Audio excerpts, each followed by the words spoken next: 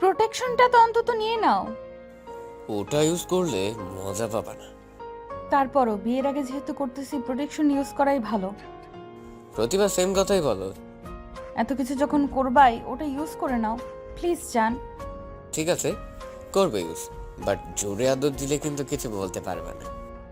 আচ্ছা, যত ইচ্ছা তত আদর দিও, তাও প্রোটেকশন ইউজ করলেই হবে। এখন তাড়াতাড়ি ড্রেসটা খোলো। ওরে আমার জানটারে আদর করার জন্য একেবারে পাগল হয়ে উঠেছে। বলে সবুজের গালটা টিপ দিল কিউট করে। ড্রেস খুলতেই সবুজ ওকে কাছে টেনে এলো। ঠোঁটে ঠোঁট ডুবিয়ে গ্রহণ করতে বৃষ্টির ঠোঁটের মিষ্টি মধুর ভালোবাসার স্বাদ। আস্তে আস্তে বাড়লো ভালোবাসার মাত্রা, আরো বেশি করে বৃষ্টিকে কাছে টেনে আদর করতে লাগলো। সবুজ আস্তে করে আদর করো। আমি তো আগেই বলেছিলাম আদর করলে বাধা দিতে পারবে না। তা বলে এত জোরে কেউ দেয় নাকি? মরে যাবো তো, খুব ব্যথা পাচ্ছি। ওকে দিচ্ছি, বাট একটু পরে, এক্ষুনি হয়ে যাবে। জান আস্তে করো, আদর লাগছে তো। বৃষ্টি আর কিছু বলতে যাবে তখনই দেখলো ওর ফোনটা বাজছে। দাঁড়াও, একটু ফোনটা রিসিভ করে নিই। কে ফোন দিয়েছে অবেলায়? টাইমে কোনো আক্কেল জ্ঞান নাই, হাদারাম একটা।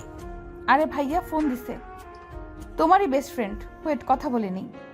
এরপর বৃষ্টি কিছুক্ষণ কথা বলে নিল। ফোনটা রাখতেই সবুজ বলল, কেন ফোন ও দিল এখন? জিজ্ঞেস করছিল কোথায় আছি, কার সাথে আছি। আর তুমি বললে তুমি রুমির সঙ্গে আছো।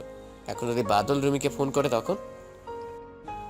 বৃষ্টি বিছানা পেছনে থাকা বোর্ডটা হেলান দিয়ে বলল, আরে করলেই বাকি, রুমির সঙ্গে সমস্ত প্ল্যান সেট করা আছে।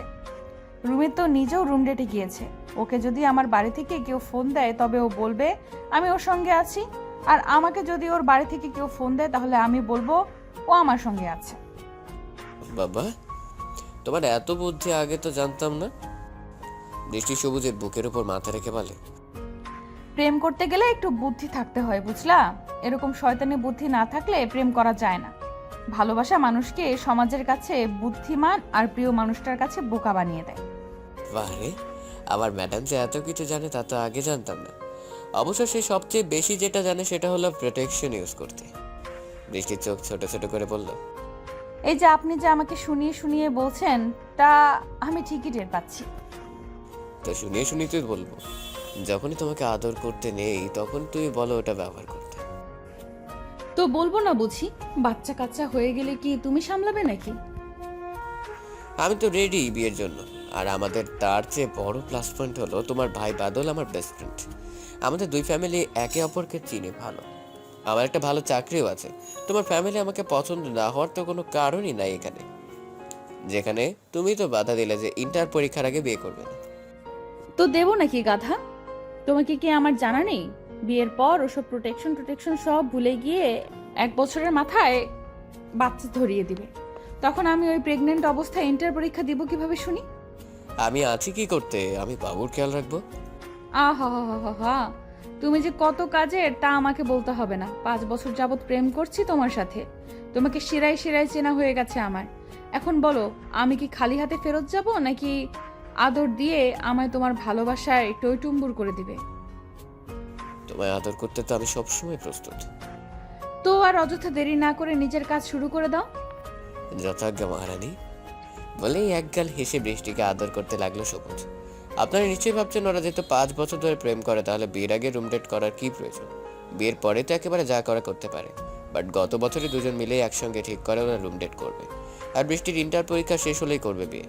হঠাৎ ফোনে সবুজের ফোন আসছে দেখে ফোনটা রিসিভ করে নিয়ে কানে দিল বৃষ্টি। হ্যাঁ বলো। বলতেছি ওদিন আবিরের বাসা খালি ছিল, আজকে রোহানদের বাসা খালি আছে, আসবে নাকি? এখন হ্যাঁ চলো যাই। আমি এখন কোচিং এ যাচ্ছি সবুজ। প্লিজ একটু ম্যানেজ দিয়ে আসো না গো, তোমাকে অনেক দিন দেখি না। এখন কেমনে কি? প্লিজ বলে যাই একটু আসার ট্রাই করো। রুমিকে বলে ম্যানেজ দাও। আচ্ছা ওয়েট, দেখি যদি হয় তো জানাবো, আর না হলেও জানাবো। আরে হবে না কেন, হবে হবে। আচ্ছা দাঁড়াও, আমি চেষ্টা করে দেখতেছি। ওকে ওকে। বৃষ্টি সবুজের কলটা কেটে রুমির সাথে কথা বলে আবার সবুজকে ফোন দিল। হ্যাঁ জান শোনো, বলো, শুনছি। কাজ হয়ে গেছে, তুমি ঠিকানা পাঠাও, আমি আসতেছি। ওকে পাঠাচ্ছি, একবার ঠিকানাটা দেখে বলো কিন্তু তুমি আসতে পারবা কিনা। নাকি আমার তোমাকে আনতে যেতে হবে? বৃষ্টি সবুজে পাঠানো মেসেজ চেক করে বলল, হ্যাঁ দেখছি, পারবো আসতে। তোমার আমাকে নিতে আসতে হবে না, তুমি ওয়েট করো ওখানে। ওকে। বৃষ্টির ঠিকানা মতো পৌঁছতেই সবুজ এসে ওকে জড়িয়ে ধরল। এসে পড়েছো, চলো ভিতরে গিয়ে বসি। আজকে যদি কিছু করার নিয়ত থাকে তাহলে তোমার জন্য আগেই বলে রাখলাম, এইটা বিয়ের আগে লাস্ট। কারণ কয়েক মাস পর পরীক্ষা শুরু হয়ে যাবে, তখন তোমাকে আর আমি টাইম দিতে পারবো না, পড়াশোনায় বিজি থাকবো। প্যাসেঞ্জারে কথা হবে না? হতেই পারে, তবে মেসেজে একটা বারের জন্য ফ্ল্যাট খালি আছে বলতে আসবা না, মনে থাকে জানো। আচ্ছা, বাট এটাই এক্সামের আগে লাস্ট দেখা? জি হ্যাঁ। তাহলে তো আদর আজকে করতেই হয়। বিয়ের আগে শেষ আদর বলে কথা। তাছাড়া নিয়ত থাকবে না কেন? নিয়ত তো তোমাকে দেখলে আপনা আপনি তৈরি হয়ে যায়। বাবা, তাই নাকি? তবে তোমার ওই নিয়তি থাকে, কিছু করার আর সামর্থ্য থাকে না, শুধু ওই মুখেই যত ফটর ফটর। এত বড় কথা? ঠিক আছে, আজকে তো তাহলে তোমাকে বোঝাইতেই হয় আমার শুধু মুখ না, বহুত কিছুই চলে। বলে বৃষ্টিকে তুলে নিয়ে কোলে শুয়ে নিয়ে গেল। বৃষ্টিকে বিছানায় শুয়ে দিয়ে নিজেও ওর উপর শুয়ে পড়ল। এরপর একে একে বৃষ্টিকে বস্ত্রহীন করে তুলে বৃষ্টির সমস্ত শরীর জুড়ে ঠোঁট ছোঁয়াতে ব্যস্ত হয়ে পড়ল। বৃষ্টির কথা মতো আজকেও প্রোটেকশন নিতে বলেনি সবুজ। ইস সবুজ, তোমার ওই নরম নরম ঠোঁটের ছোঁয়ায় আমি মাতাল হয়ে যাব। আই লাভ ইউ জান। আই লাভ ইউ টু জান। সবুজ, আরো জোরে দাও, আজকে আমাদের বিয়ের আগের শেষ রুম ডেট, এটা ভেবে হলেও নিজের শক্তি লাগাও। পরে ব্যথা পেলে আটকাবে না কিন্তু আমাকে। আরে আটকাতে যাব কেন? অমন আদর পেলে কেউ কি আর আটকায়? তাহলে ঠিক আছে। আরো আরো জোরে সবুজ, কি যে শান্তি লাগছে তা বলে বোঝাতে পারবো না। একটা পর্যায়ে দুজনেই ক্লান্ত হয়ে বিছানায় শরীর এলিয়ে দিল।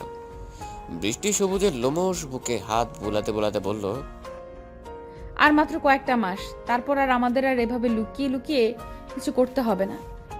আমিও সেই দিনটার অপেক্ষায় আছি। বলেই বৃষ্টির মাথায় একটা ভালোবাসার পরশ এঁকে দিল। আজকে বৃষ্টি আর সবুজের বাসর রাত। বৃষ্টি পরীক্ষা শেষ হবার দুদিন পরে সবুজ নিজে নিয়ে বৃষ্টিকে দেখতে আসে। দুই পরিবার একে অপরকে আগে থেকে চেনা জানা বিধায় দুই পরিবারের সম্মতিতে ঘটল এদের ভালোবাসার শুভ পরিণতি।